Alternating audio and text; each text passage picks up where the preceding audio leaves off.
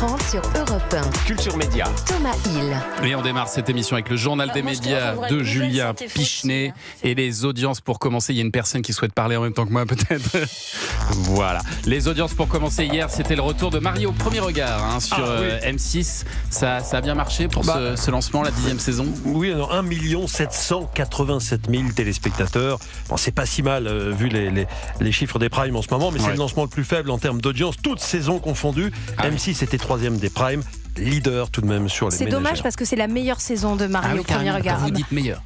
Moi je trouve que ce sont les deux meilleurs. Ceux que j'ai vus, ce sont les deux meilleurs épisodes de l'histoire de Mario au premier regard. Chaque année. Vous avez regardé Qui veut épouser mon fils après? Non, c'était en deuxième partie de soirée. Écoutez ça. Moi je te trouverais plus belle sans tes fossiles. C'est vrai, mais c'est mon travail. Moi j'aime les femmes plus naturelles quand même.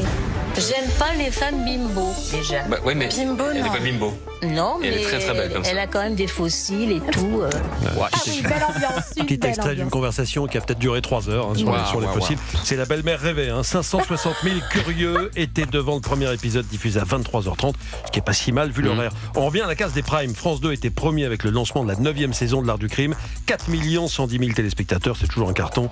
TF1 deuxième, loin derrière avec l'épisode inédit du Nounou. 2 820 000 téléspectateurs. 2 820 000 pour le Nounou seulement. Ouais. Ça faisait 5 millions, 5 millions, c'est ça 1 million en une semaine. Tiens, un mot aussi des audiences cumulées des JO d'hiver. Selon France Télévisions, 55 millions de Français ont regardé au moins une minute les Jeux Olympiques de Milan et Cortina ces 2 dernières semaines, avec des pics autour de 50% de part d'audience. Mais non, mais les 14 millions qui restent, comment ont-ils fait pour ne pas voir une seule seconde des JO d'hiver? C'est ça la vraie question.